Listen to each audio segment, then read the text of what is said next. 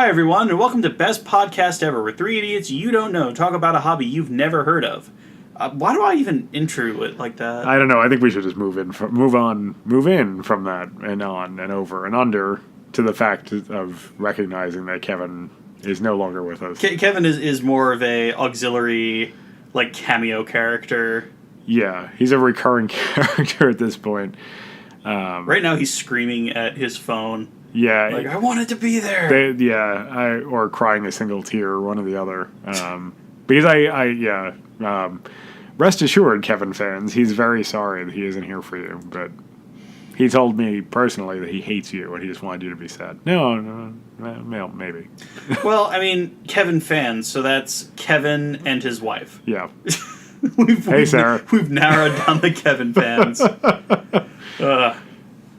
All right, so now that we've gone a full minute of being in the weeds, we've narrowed it down from the first 10 minutes. Yeah, that's good. And now another minute about talking about being in the weeds. I mean, it's meta humor. That's what the internet likes. That's true. We decided this week we were going to talk about the realism versus fantasy of slot car racing and really go deep into it because there's a mix of realism in slot cars, and there's also like what Tyco was doing in the 80s and 90s. What they thought was a good idea. Yeah. Yeah, there's some completely bonkers stuff. Were those like futuristic trains a Tyco thing? Yes, they did make those trains that when I was younger, I just thought those were the trains in Japan because... Well, yeah, interestingly, they had liveries from like 1950s American trains, but they were futuristic fantasy trains that Tyco came up with. I mean... And even now, and good thing I have to now find a picture of NJ Transit I'm allowed to use on the internet, they ended up sort of looking like the Excella. Yeah, in a way. I mean, in that they were, it had a pointy end at either end. And the fans on top. Yeah. Yeah. Yeah, they were just sort of a generic fantasy train. But like I said, painted. I remember seeing one in a 1950s Santa Fe livery, and the other one was something dark colored. Believe it or not, there were two racing trains. There was a black racing train and a red racing train. Okay. I had the black one, and those were slot cars. Yeah. The Santa Fe one you're talking about was a train. Because Really? Tyco did make trains. I know they did. I had some. Yeah. So the Santa Fe one, to my knowledge, was just a train. That looked like the slot car train? Oh, because Tyco has never reused a mold before. Well, fair enough. But, I mean, they had relatively realistic trains that I remember seeing. So. Yeah, but so we're going to sit down. We're going to be 80s Tyco for a moment. Yeah. And by the way... Okay, I'm in character. So what we did is we made trains for the slot cars, and you're telling me we're not going to do them for our HO train line, even though they're not HO at all and already made? Why wouldn't we just put an O gauge or whatever it is under it and call it a day? Yeah, that's what I see when I think of 80s Tyco. You think of Rick Sanchez when you think of 80s Tyco? Not so much Rick Sanchez. Because I don't think they were that smart. It's just a drunk. just a generic drunk grandpa. Plus, nobody can see my physical humor here. I'm trying to make myself as fat as possible in that one. Yeah, Tyco.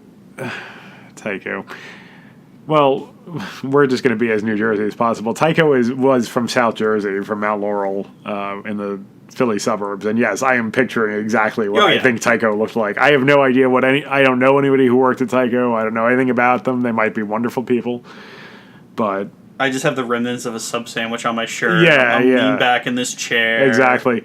You're wearing a dark-colored sweatshirt that's not a hoodie, and you have a white T-shirt sticking out under it that's tucked into your black jeans. Yeah, that's what I'm picturing. And like all white sneakers. Yeah, yeah. Sneakers that you could clean the entire thing with Windex, and if that didn't work, you could spray paint them white. Yeah, that's about right. So, Tyco, I mean, we're into it now. We might as well talk about them a little bit. They had everything from a Thundercats set, and the reason I'm mentioning the Thundercats set by name, because I'm going to put this on a screen, is because they had the Sea Dart, which was the bad guy, and he's huge. Yeah. And then they had Lion-O in whatever that car was. Lion-O's car. It's funny, before we started this evening, I was talking about Thundercats and realizing how little of it I remembered, to the point that even when it was on, 5-year-old me thought that it was the same show as He-Man. So It was just, a lot of muscly guys running around. Apparently, Thundercats had enough fans, though, to get a slot car set where the Sea Dart, like, the guy was about 2 inches long and he was in what was clearly an underwater thing. Yeah. And Lion-O was in HO scale. And it was one of those Tyco cars where it didn't have the front, so that when you accelerated, something would happen. It was originally with these wheelie cars, and now this is going to take forever to edit because I have to find all these photos. Yeah. So they had these wheelie cars where the slot car part would always stay down because a slot car can't wheelie. Yeah, that's right. And they had these fake bodies that would jump up in the straightaways. I forgot. And they used that in the Thundercats car, so the Thundercat could like come up and its mouth would open. Okay. But again, compared to the villain car, which was the Sea Dart, right. Yeah, so they were pursuing two different concepts, in other words. One was a racing toy, and the other one was an action toy. Yeah. And yet, there were two of them. In the same set. 2 lanes on the track, 2 cars in the box. Presumably 2 kids would want to play with this together. It was a game for 2 players. And you had yet it's 2 different games. It's 2 different games. It was HP 7. So it wasn't even 440. It was HP 7. Oh my god. I'm just trying to picture an HP 7 trying to hold the track while this Lion-O action is happening. This Lion-O action thing. Well, luckily we do have the power of a computer, so let's see. Thundercats slot car. This is the part of the show where Brian Googles something. So, yeah, that's the Lion-O car. Oh my god. And it has no front. And that's the Sea Dart. So, I mean, these are the photos we're going to end up using, or I could take pictures of the ones I own, but that's huge compared to that, and that's just a sticker on the front. They molded the rest of the body. Why would they do that? But they just used a sticker on them. Right. Wait a minute. Okay, so... I'm sorry, so Lion-O is a guy in a car? Yes. Okay. Okay. And there's the Thundercats. And the Sea Dart is a guy. Yeah. So, which one do you want to play with, kids? Do you want to play with the dude just, like, sitting on a bobsled? Yeah. Or the thing that jumps up? Yeah, wow. So, yeah. Now, that being said, I'm sure the Sea Dart, like, we could do testing later, was 1,000,000 times better. I can only assume, because it is closer to being a slot car. I mean, neither of these are particularly slot car-ish. Neither of these is a car, per se, but if I was going to play with these as slot cars, I would assume that the Sea Dart would be more effective. So, yeah, those were your options. Okay. So yeah, I mean, Tyco at the same time had the Richard Petty Racing set.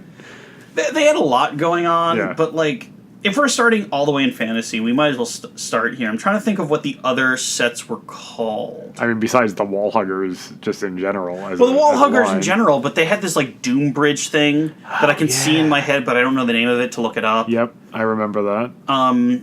Hopefully Brian in the future will have asked his father what it is. Knows Tyco quite well. Yeah, who probably has it, so I can get a picture of it that way. He's probably playing with it right now.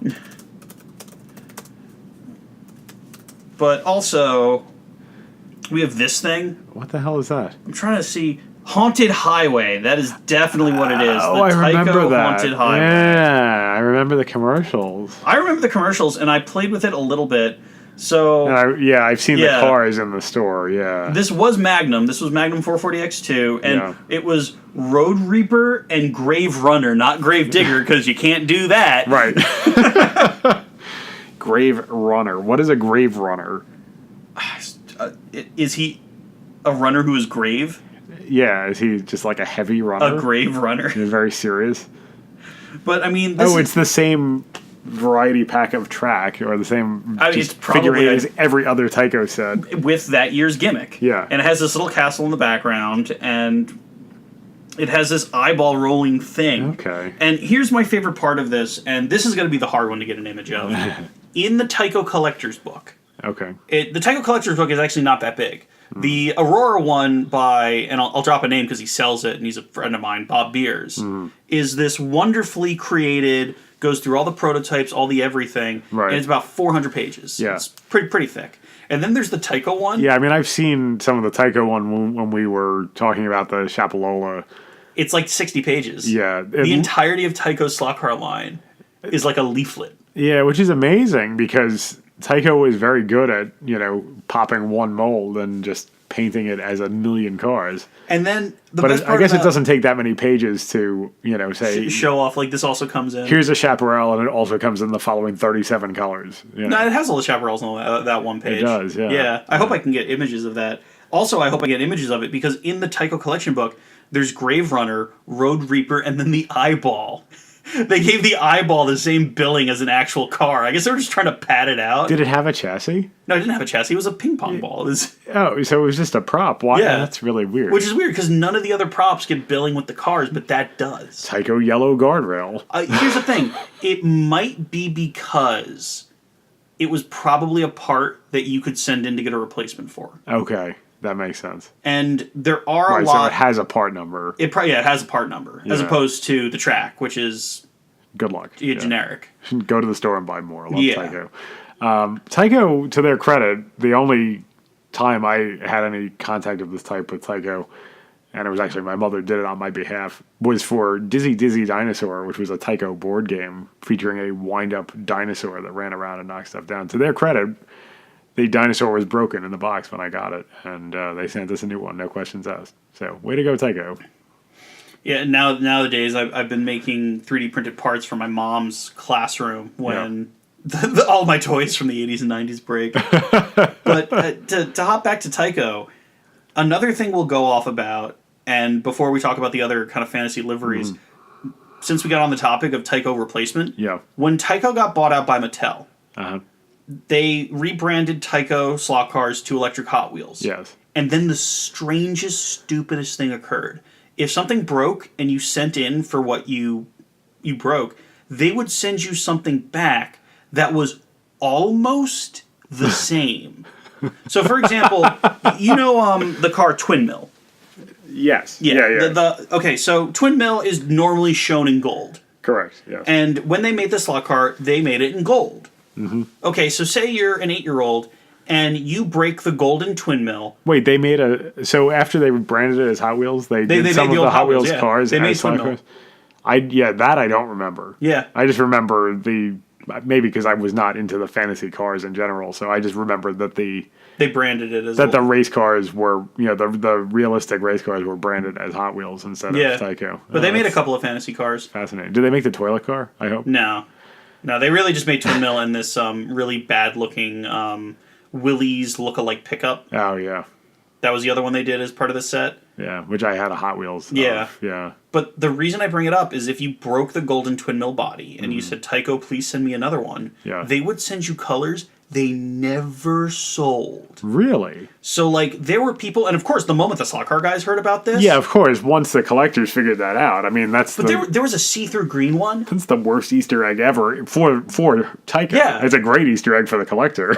Yeah, so there was a see-through green one, there was a purple one, there was a not see-through green one, and there's all these colors, and you're like, you never sold these. How come the only way to get them is to request a replacement part? I mean, did they just not keep anything in stock, but there was a guy sitting there with the mold, and he was like, let's squirt some plastic. They did used to use those neon colors as test shots. Okay. Oh, so you think they had test pops lying around? Test pops lying around where in China? That's during the time when they did manufacture everything in China, because Tyco stopped the manufacturing in New Jersey, Mattel. That's right. So they had to have someone around who had access to these cars. And I don't know if they meant to come out and they just didn't, but they still had them in the replacement warehouse. Or just in somebody's desk drawer. I don't know why they just didn't have gold ones. That's so And for the collector, again, it's a fun story, and that's what really drives slot car collecting, is saying, oh, do you know the story of this? Haha, you don't? Allow me to regale you for 5 minutes. Yeah, well, I mean, like any other collecting hobby, oddities, of course, are of interest, but it just seems like the level of incompetence in the slot car industry is at a whole other level than anything else that you would collect. So that's another kind of way to go about the fantasy cars and the collecting of Tyco. There was a joke that never made it to air in a project we never did, where even someone like my father, who has a very, very extensive Tyco collection, doesn't keep it on display. It's in essentially God, I'm going to have to get so many pictures now. An old map unit. That's right. Yeah. And for those of you who don't know what a map unit looks like, I guess I have to put one of those on screen. This would be great editing. Yeah. It's essentially these like 1.5 inch deep drawers, so you can keep your vintage map in there, and you can pull it out and you can look at it whenever you want. Right.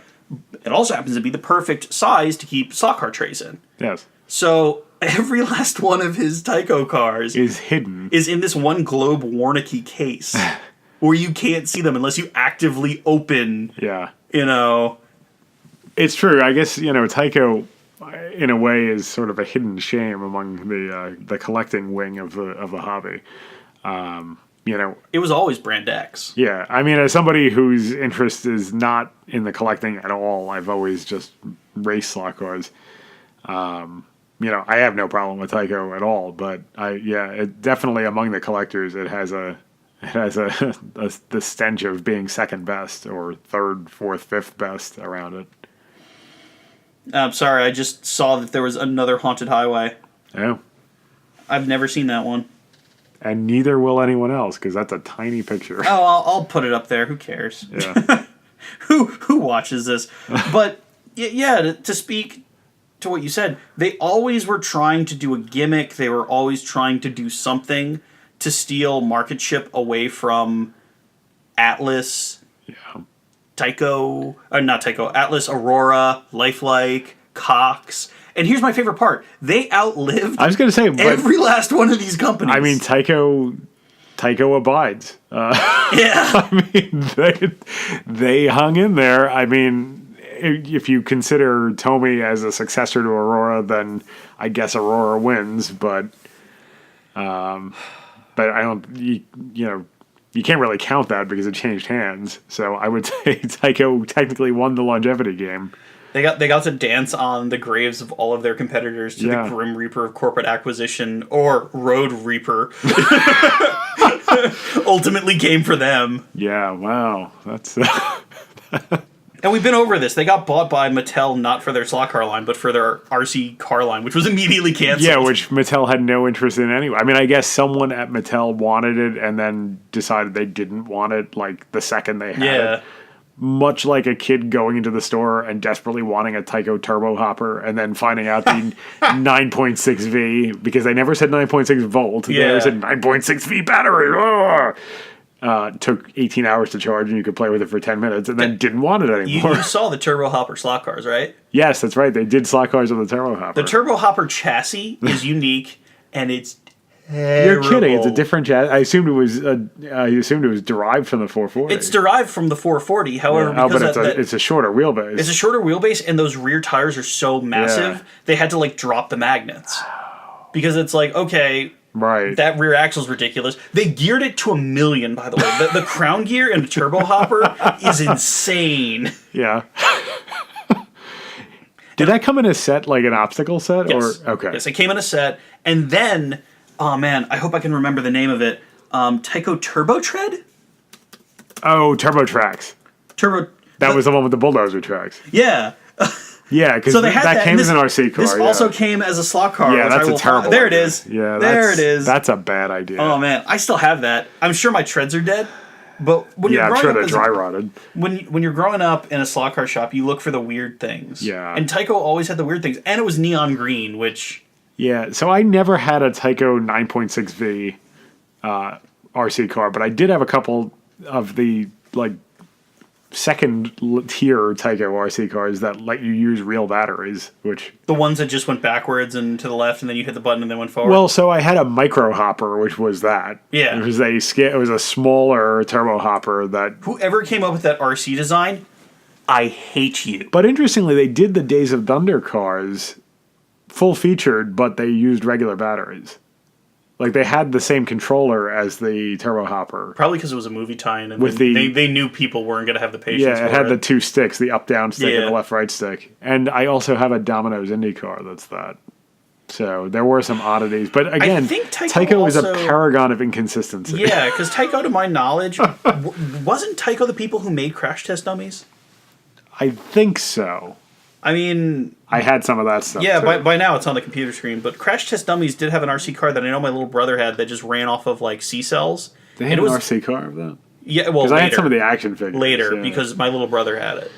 And my older brother had all the crash test dummies, and my little brother had the RC car. Right. Which, by the way, like the first bump you go over, it crashes, and then it's just like that for the rest of the day. Yeah, because okay, now we're really we're not talking about Tyco. We are talking about Tyco, but we're not talking about slot cars. The crash test dummy, and I think it was Tyco. Maybe we are in the weeds. I don't know. I'm sure it's Tyco. The crash test dummy lineup was based around these spring-loaded collars that held everything together. Yeah. So the action figures had the little, crosshair symbol that they used to gauge the speed of the slow-mo footage of crash tests. Yeah, it was Tyco. We're off the hook. Okay. They had those, they treated them as though they were the buttons of their uniforms, which they were not. But they were also the releases for the spring load action that held their limbs on.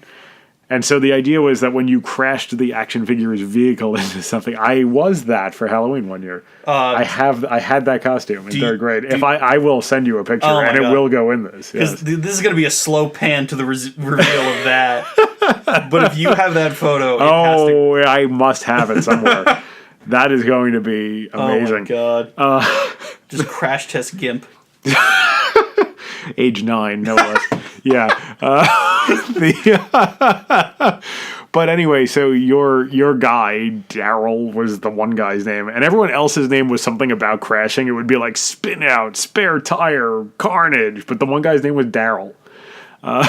So Daryl would, his chest would bump into something in the car, and his arms and legs and head would fly off. Well, after the third or fourth time you put him back together, those spring-loaded collars were just wasted, and they would not stay together. Shocker, Tyco didn't know how to do anything with plastic. Yeah. It was only literally their entire business. Yeah. Well, again, they were knockoff Aurora. Aurora plastic is so vicious. I have seen the Aurora plastic parts wear down brass ones. Yes. Meanwhile, in Tyco land... And Aurora, at least for the bodies, they were just recycling plastic from Western Electric telephones initially. They weren't recycling; they were just buying. Oh, yeah. So I always thought they were just getting phones that were returned to. No. They were buying it from. Okay. And my dad, again, who's met literally everyone, but I know nobody's name, so take this with a grain of salt. Met the guy who used to be the plastic salesman who would sell to Aurora. Okay, so it was just the same grade of plastic that Western Electric used. Well, because Western Electric would use that. Yeah. And you got to realize, all of these factories were like in the Northeast. Right, so Aurora, exactly. Tyco, and Atlas were all using the same plastic. Yeah. Okay. Which is why Atlas and Aurora have a couple instances where the colors are the same amongst brands. And then there's this one magical moment where they're the wrong colors. Like Atlas has a couple cars that are Aurora colors and Aurora has a couple cars that are Atlas. But you can see what happened here. Oh, yeah. Wow. See, I didn't know what the connection between the plastic was. Actually. Yeah, it was just one plastic manufacturer in the Northeast that was selling to all of them. And that's tough stuff. I mean, anybody who's had Western Electric phones in their world. I mean, I used to keep one here. I still have it mostly as a curiosity. It's the '70s donut phone. They're tough. And because you were renting them, and if you're renting anything, it's designed to last literally forever. Right, because they can take it back when you die and lease it to the next person. So there's another thing around, and I have no idea if I know my dad has part of it. There used to be a slot car arcade cabinet. Oh.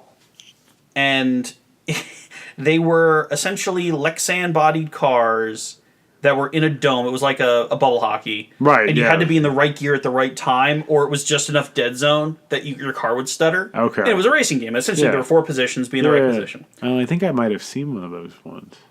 Well, my dad has one of the cars from a replacement. It was a replacement part that was never used. Yeah. It was given to him as a gift, and it is the most diesel slot car I've ever seen in my life on the inside. Like, it has legit grade wires versus... Yeah. Like... your normal slot car, or God forbid, the SEX. Look, I've put metal on the inside of the car and nailed it down with plastic. Oh my god, yeah, SEX now, SEX in a non-pro chassis has like the riveted on tape that it carries the electricity through a T-jet. Yeah. In a 1/32 car. It's ridiculous. So if your motor torques because it's going too fast, then you've broken your chassis. You'll lose power. That's right. Which means you'll lose brake and you'll go flying into the wall. Yeah, because the motor is not even soldered to the... No, it's not. It's designed, it just has two little tangs. It was designed... I can see what they were doing. They were designing it to hot swap it. Yeah. But... Yeah. You know, if you design something to be hot swappable, but it has enough tolerance that you could, like, fit your whole fist in there. Yeah, no, that doesn't... And they also, like, what would you hot swap it with? The other motors they didn't sell? The replacement motors you had to send in for? Yeah, which were the same. So I guess when you broke it, it would be easy to replace. Yeah. Oh, boy. But yes, so, yes, Tyco definitely likes to dabble in the art of fantasy. That much is for certain. And I'm trying to think, like, what did Aurora do that was in fantasy? I mean, we talked a little bit before. Within the realm of slot cars? We talked a little bit, because, like, the sand van is... Well, so dune buggies are real. Right. Dune buggies are a real thing. And then they came up with this, and they are made of the same thing as the Aurora tub track. Yeah, fiberglass. It's just a whole lot of fiberglass and boat paint. So I've heard people who shop at NJ Hobby talk about those church doors in the back of the sand van, like those were a thing. I guess it's possible that someone did it. And... Yeah, I mean, if my father were alive, he would have some perspective on it, just because he knew a lot more about air-cooled Volkswagens than I do. So yeah, so he would probably have known whether that was a thing that people did. I mean, I feel like if Aurora did it, it had to have been semi-real, and that leads us nicely into another Aurora absolute gag car, the Peace Tank. Yeah, there's a lot going on with the Peace Tank. You want to walk us through it, Mike? Yeah, so the Peace Tank, at a glance at least, sort of resembles a tank, I suppose. Which every kid in NJ Hobby loves, because it's the only tank in the building. Yeah, I mean, it doesn't have treads. It uses the AFX Specialty chassis, so it has a giant wheel in the back and a small wheel in the front. Lots of gears molded into the body, gears and spindles to make it look like it has treads, I suppose. The tank gun is tied in a knot, which I guess is what makes it a peace tank, because it can't kill anyone. Well, it has the guitar on the front, too. That's right. There's a guitar molded into the deck of the tank. Yeah. And then it also has a primitive rear wing, like a Dodge Daytona Plymouth Superbird. It does. Which really makes it like the ultimate AFX thing, because what is more AFX than... the useless wings. Yeah. So... it is probably the most bizarre... You forgot the best part. Body. What is the best part? Who's driving it? I don't remember. Spiro Agnew. How could I forget that? Spiro Agnew is driving the Peace Tank. I guess... And he pops in and out because he's attached to the knotted... that's right. The knotted turret. How did I not remember that? That's amazing. And that is, like... years after Vietnam ended. No, well, it's right around the time. Yeah. But it was after Spiro Agnew wasn't vice president anymore. Because AFX... When did AFX come out? 74? 72 was normal AFX. Right, but the Peace Tank did have two versions. It did have magnet traction and non-magnet traction. Right. I'm trying to think... So that would have been 72, 73. All right. I mean, Vietnam theoretically ended in 73, but the time of Spiro Agnew as vice president ended in 72, so... But yeah, no, they put him in there. Yeah. Which, I mean, nobody gets that joke today. Yeah. All the kids who save up to buy the Peace Tank because it's a tank miss the fact that it's called the Peace Tank. Miss the fact that there's a guitar on it. Like, nobody sees the guitar. It's hidden. And Spiro Agnew is not a character that anyone knows. Yeah, I mean, that's a very specific reference, and it's weird for... Well, it's not that weird for Aurora to be somewhat topical. Well, topical, but to make such a contemporary reference, because, I mean, they used to... I mean, Aurora's other product was model kits of things that were not vehicles. Like movie characters and stuff. And monster models. Yeah. There was an Alfred E. Newman that my dad reported when I was a kid. He had built at least 6 of them and blown them up with firecrackers. In fact, if I remember correctly, Alfred is actually standing with his hands over his ears, like begging you to blow him up with firecrackers, because that's apparently what kids did in the 60s, was blow up monster models. Well, what do you do with a monster model once you build it? Yeah, exactly. So, I have a Godzilla that I built, and I went out of my way to as much as, a 10-year-old could. Right. Like, paint it and take all the burrs off and make it beautiful. And then you make it and you're like, oh, I can't play with it because it's a model. It's going to fall apart. Right, it'll break the second you look at it. Yeah. So you might as well just get your money's worth and blast the hell out of it. So I guess that's... Aurora back in the day had a couple of fantasy cars. There was the Peace Tank. There was the Laser 2000. Oh, yes. Which is just their knockoff version of the twin mill that they took the motors out of. That's right, yeah. I forget what the twin mill was called when it was an Aurora car. I'm sure I could look it up, but then I love how they're like, oh, you know what? This is 2 pieces. Let's make it 1 piece and call it the Laser 2000. Yeah. They also had the mysterious Porsche Monaco that was clearly a 91710 Can-Am car, but they called it a Porsche Monaco, which was not a thing. It was the one with the Auto World livery on it, which was also not a thing. But I mean... There's another fantasy car that's a little bit harder to find. So everybody knows the Dukes of Hazzards. Mm. And the titular car, the General Lee. Yes. So again, let's go back into the 70s when this is okay. That was the 80s? 70s. Dukes of Hazzard was the 70s? Started in the 70s. It carried over into the 80s. Well, it probably was the 70s. So they don't want to make the General Lee, or they can't get the rights to it because Ideal made the General Lee. So what did they make instead? The Rebel Charger. That's right. And the Rebel Charger, the only way you could get it was through TV Guide. You had to send in for it. So there was the Rebel Charger that you send in for. That was one of 2 Aurora Chargers you had to send in from TV Guide, for the other one being the Richard Petty one. Yeah, the actual Richard Petty one. Yeah, because otherwise there was just a generic Richard Petty-esque one you could buy in the store. I mean, as opposed to what Tyco did and made the Monroe car. Right. Well, no, the Monroe car was the companion to the real Richard Petty car in the Richard Petty racing set. Yeah, but it wasn't a NASCAR. No, in fact, by NJ Hobby standards, it would not necessarily be a race car because on the sides, instead of numbers, it says Monroe. Yeah. But it has a number on the roof, so... I think it counts with the number on the roof. It depends what side of the car you're looking at. Yeah. It could be disqualified when the car turns.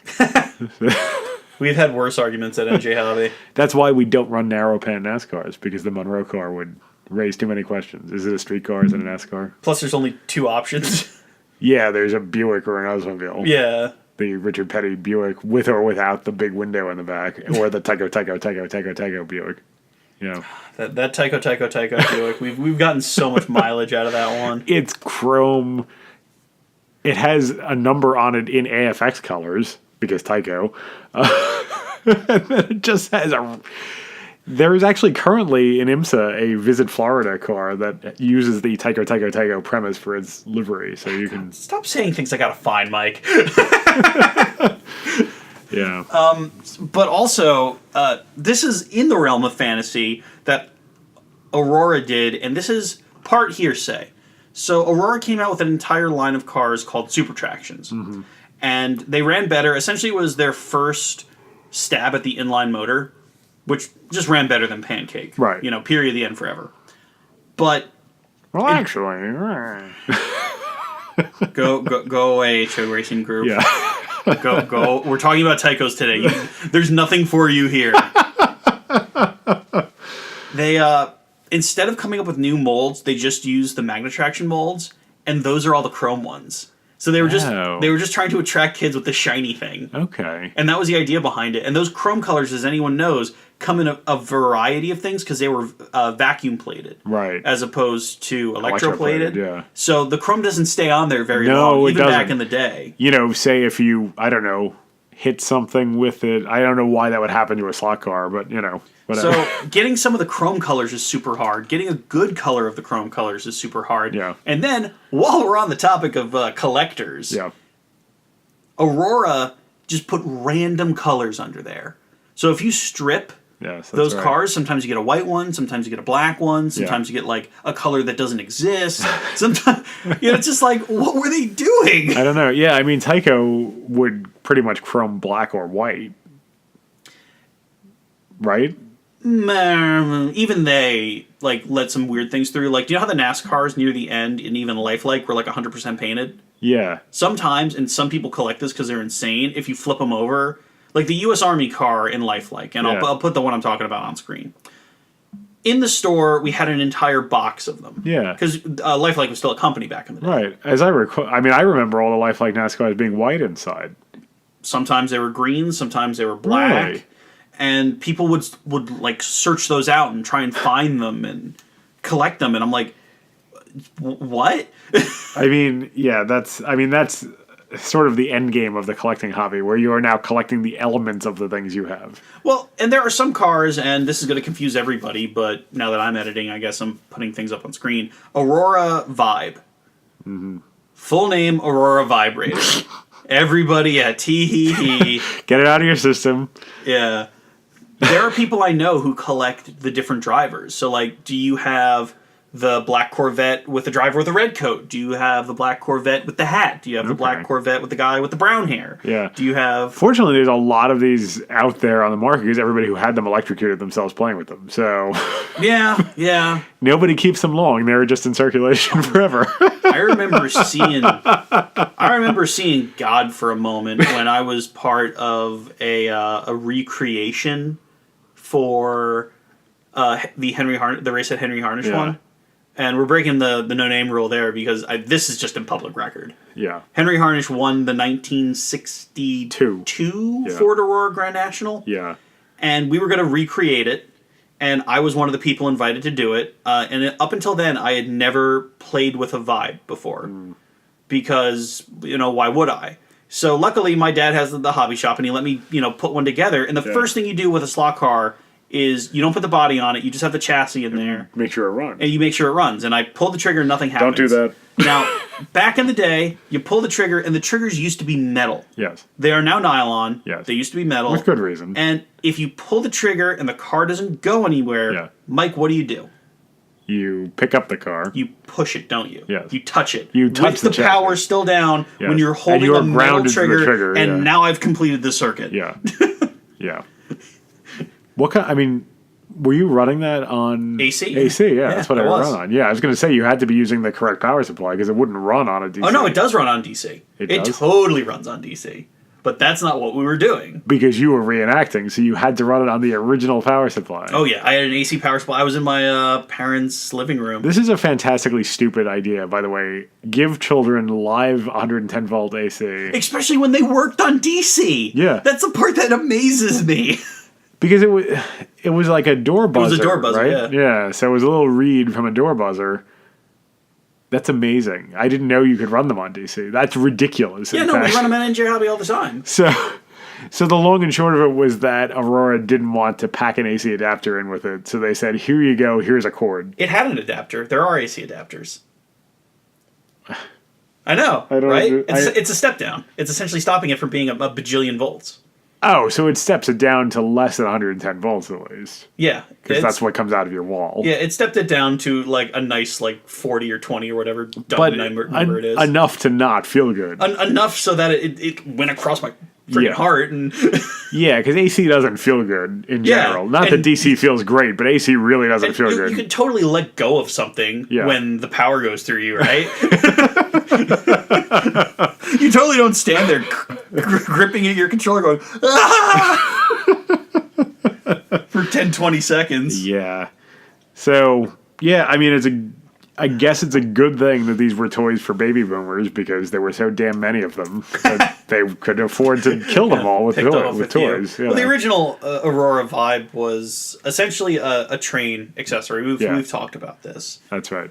And... well, yeah, I guess you wouldn't be holding a trigger while you were playing with that because you would be back in the day you had a powering it with the steering wheel, much like the controller for a model train. You leave it in a position and watch what happens, and then when you get tired of that, you change the speed and then watch that for a while.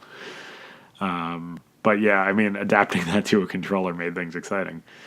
So yeah, I think I got third in that. Yeah. Henry Harnish destroyed everyone. Yeah, well, I mean... I'd also like to point out that I spent like a solid weekend trying to tune this. Yeah. Because this is before Best Team Ever was a thing. Yeah. So I was representing NJ Hobby at the time, so I actually had to care. Right.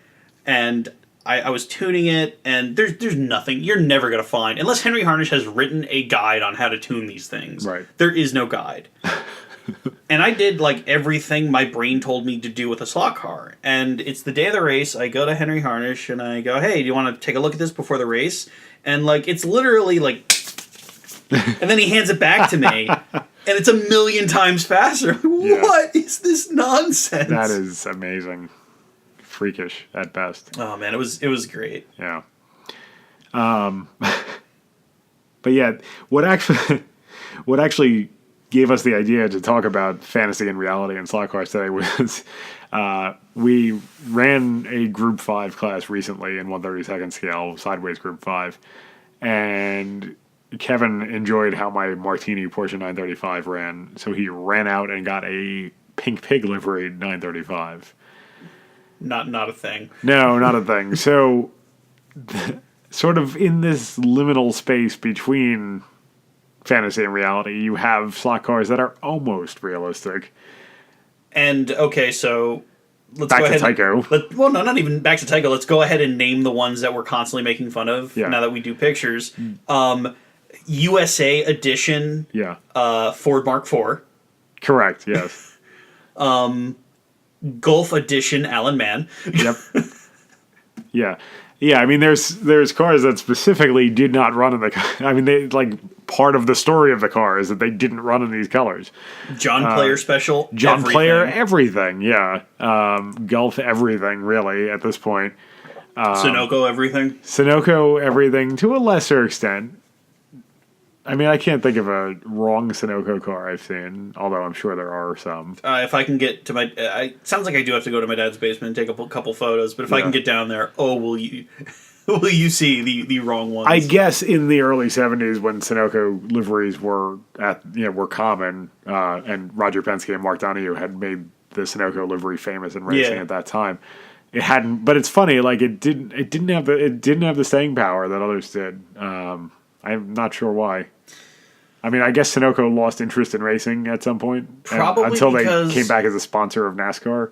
Probably because if you think of the Gulf... If you say Gulf colors, you can think of a whole bunch of cars that were sponsored by Gulf that didn't say Gulf on them. They just had the colors.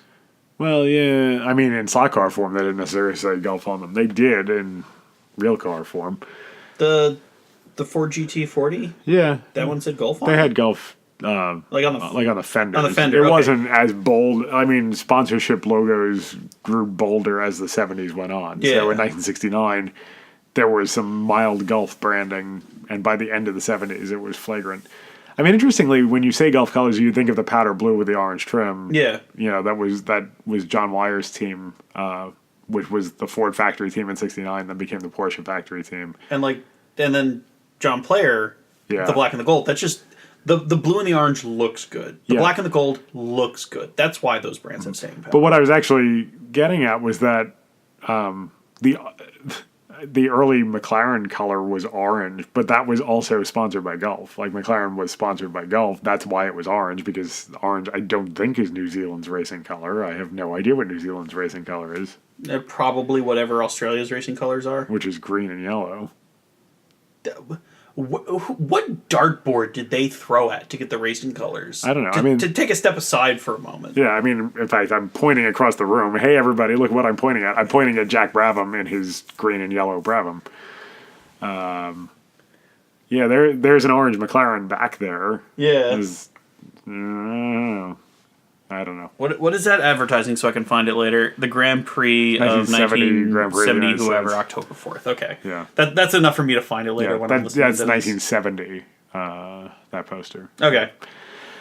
Is that a real one or is that a repro? That's real. Oh, okay. Yeah, my dad had all of the ones from throughout the 70s until they stopped running it at Watkins Glen. So that was my favorite one, so I kept it. The other ones are in my mom's attic. So but yeah, so Gulf, John Player, Martini. I don't think I've seen any Martini cars that shouldn't be.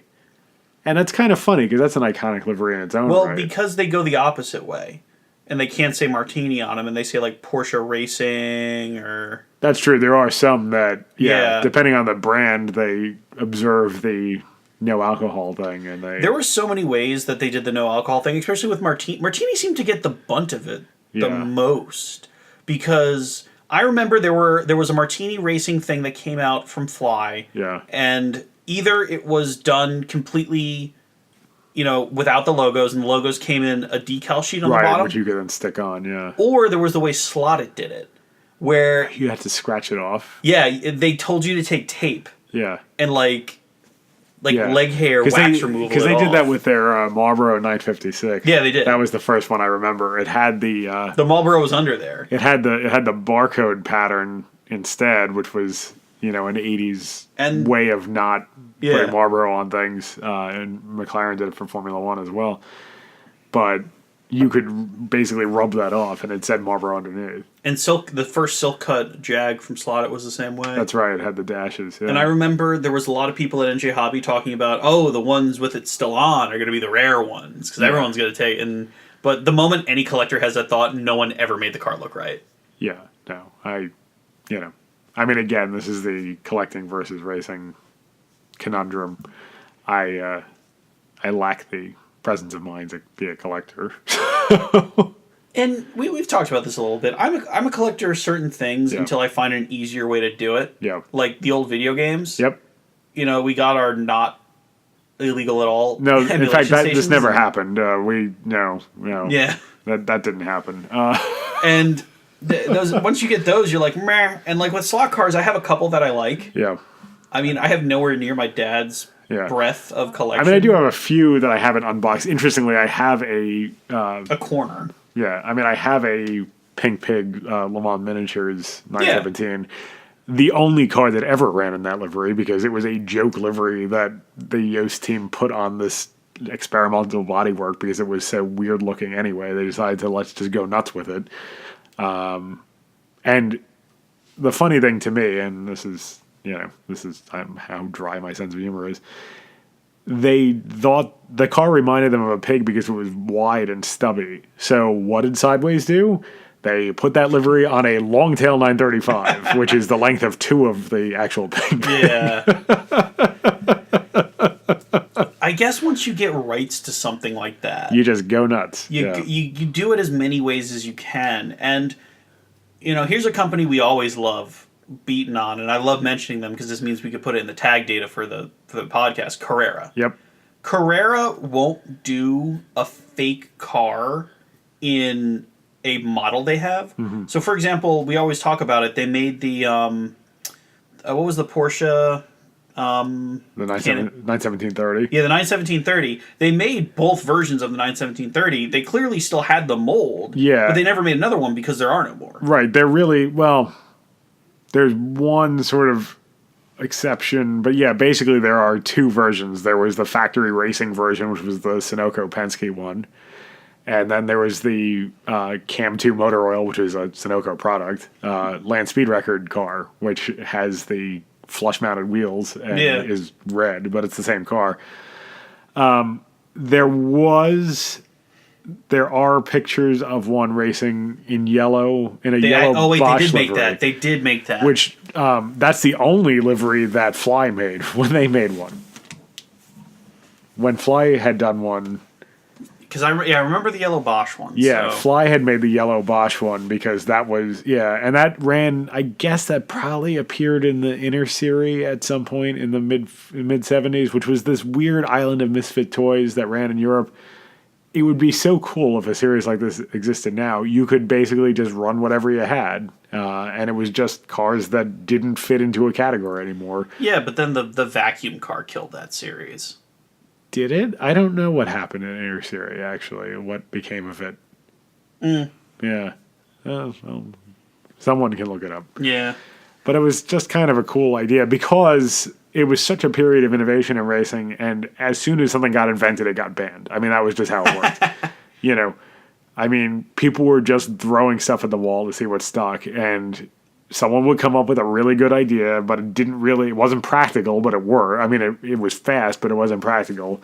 And everyone else would say, well, I could copy that, but it's going to cost me a lot of money, and then it's just going to get banned anyway, so ban it now. And there you had it. That's what happened to turbine-powered race cars. That's what happened to four-wheel drive race cars. That's what, happened to any number of things. And just every innovation that started in F1 that was immediately banned. Yeah, like the fan car, which was tried in Can-Am prior to that and got banned from there, and then it was tried in F1 and got banned from there. Like, to my knowledge, anti-lock brakes and traction control were F1 innovations that were axed pretty quickly because it made racing boring. Yeah, pretty much. Then there was Brabham's water-cooled brakes, which were not a thing, but they would start the race with basically just water tanks on board to meet the minimum weight. And they would say, oh, that's for cooling the brakes. And then they just left and they would just ditch the water at the start. And they'd be like, oh, the brakes were hot. We sprayed water on them. We don't have it anymore. You can weigh the car. It's going to come in light because we used up all the water. Oops. That got banned pretty quickly as well. That's not actually an innovation. That was just cheating. But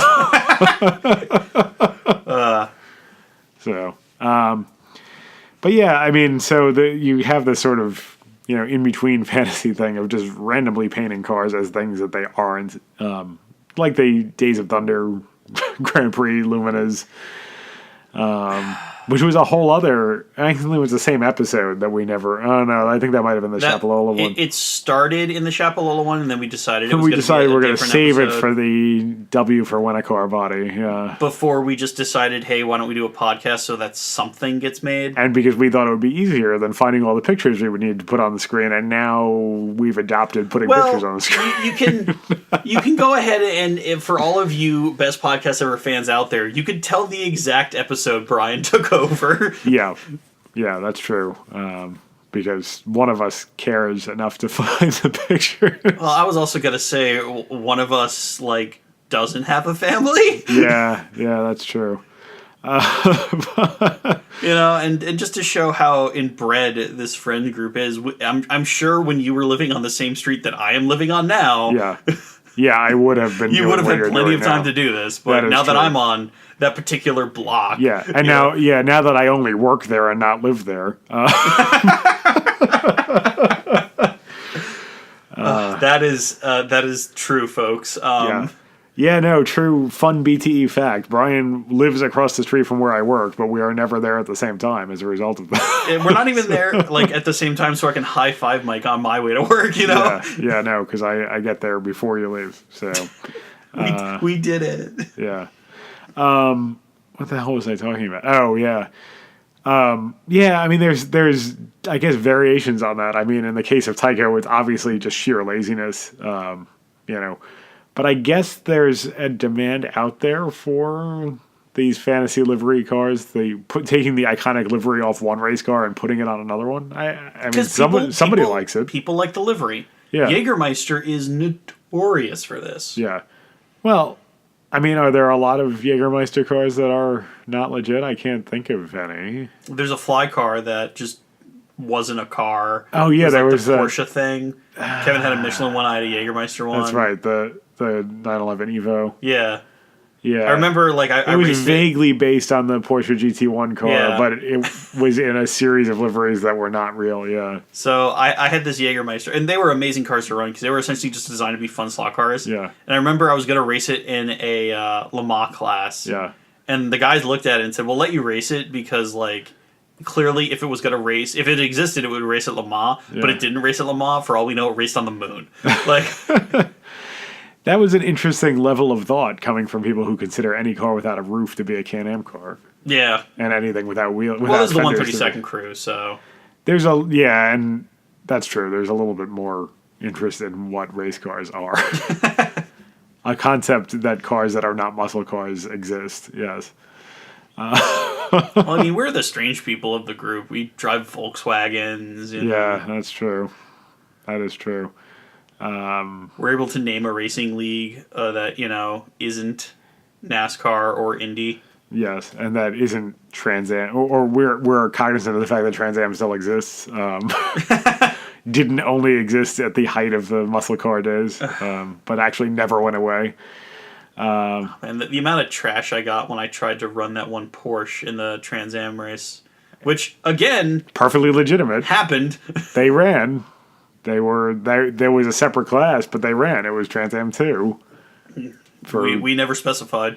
Yeah, no, but I mean they raced head to head with the, I mean it was similar to GTO and GTU. It was over 2 liters and under 2 liters, so, or whatever number, 3 liters, but that didn't go over too well because let's complete the lexicon. Trans Am means Mustang and Camaro, and maybe Barracuda or Javelin if you're feeling frisky. Yeah, and then we just decided to go absolutely hog wild with it, and we let the V8 supercars from Australia. Oh, the Falcon. We let the Falcon, and there was another Holden one. Commodore, I guess. Yeah. The Holdens. Yeah. Racing it because we just didn't care anymore. Yeah. That race is going on right now as we speak. I'm so okay not being there. In theory, it's happening right now as we speak, although the temperature of the room was that nobody wanted to race electric. I mean, don't get me wrong, I like the race. I used to. It invented the legend of best team ever. Yeah. So I like the race, but at the same time, there's so much going on there, and there's so little you can do with the cars. Yeah, you're just at the mercy of the laws of physics. The car will handle until it doesn't. And when it doesn't, you'll just hear a big crack. That's the first time I irrevocably destroyed a car was in Trans Am. It was a black and gold Mustang. It was my main car for the longest time. And I think I just fell off and jumped over the wall. Yeah. Which, if you've ever been to NJ Hobby, you know what I'm talking about. If not, picture a 4-inch tall, half-inch thick wooden wall that the car had to vault. Yep. And then it proceeded to smash into a showcase and just completely evaporated as a car, more or less. I had, the new era of Scale Extra guides like to deslot for no reason whatsoever. And my longtime runner, the yellow Mustang, met its end that way, having deslotted for no reason whatsoever and smashing head on into Kevin, which was great. And just with this dull thud, no bouncing action whatsoever, just like the cars merged into one vehicle, unholy amalgam. So, all right, folks, we're getting to that time. This was a pretty good one. I hope you stayed along for the ride on this. Yeah, and we learned a lot today. Mostly that Tyco lasted a lot longer than it should have. Yes. Right, folks. Well, again, thank you for coming along. Remember to like, comment, and subscribe to our wonderful list of videos, and we will see you next time.